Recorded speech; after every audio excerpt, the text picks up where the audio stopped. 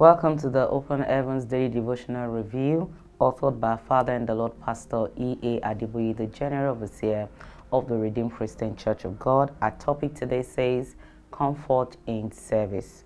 Comfort in Service. Our memory verse is taken from Psalms 26, verse 8. Psalms 26, verse 8. Lord, I have loved the habitation of thy house, and the place where thine honor dwelleth. Psalm 26, verse 8. Our Bible reading is taken from Jeremiah 29, verse 12 to 13. Jeremiah 29, 12 and 13. Then shall ye call upon me, and ye shall go and pray unto me, and I will hearken unto you. And ye shall seek me and find me, and when ye shall search for me with all your heart. When you seek me, you'll find me. You see, the house of God, many times churches are invested and committed to making the place of worship very comfortable, and there's nothing wrong with that. But today, our Father in the Lord is admonishing us to ensure that comfort does not hinder our pursuit of God. You know, some people would never go to certain meetings because the atmosphere is not conducive for them. While you may say, yes, you know, you don't need to suffer to seek God, but you should, at the same way you don't need to suffer to seek God, the same way you don't need comfort to seek God. You don't need comfort. Comfort should never be an hindrance. It should never be the reason why you go in. Some people go to church and you can see that they are resisting the spirit. They don't want to dance in a certain way, pray in a certain way, because they have to keep up the look, and you know, whatever they do has to meet up to their own personal status. You either worship God or you worship self. Meanwhile, the same people would attend a party and would gladly dance, throw off their shoes, throw caution to the wind, and just enjoy themselves so that they can unwind and relax. But then you come to the house of God and you think that expressing yourself before the one who created you has to be done in a way that is comfortable for you. And that's what our Father in the Lord is addressing today. You know that Jews shared the story of the first time we would attend a Christian meeting outside Nigeria in 1975, and it was in Kenya. They could hardly afford the ticket. They had prayed fervently to raise the money for the ticket. So an hotel was not even in the books for them. But fortunately, a school had, you know, given up their dormitories, their hostels for participants to use who could not afford to stay in the hotel. And he said the hostel was big.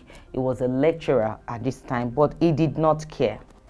He did not care. There were many people there, educated and uneducated. He stayed in that hostel. Some of us would not even attend the event today if you can't go in your car.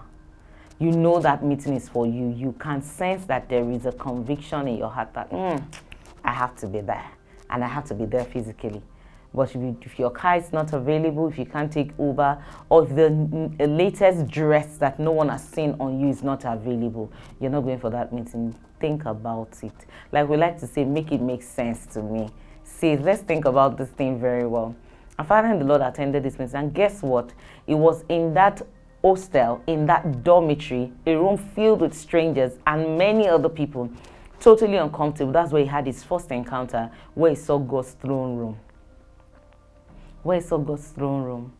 So don't let, comfort. Some of us would not even leave the comfort of our bedroom, comfort of our house, because we need to see a movie. We can't be stressed. You're not sure you will get a seat if you get to the meeting because of the crowd. And so because of that, you would not go.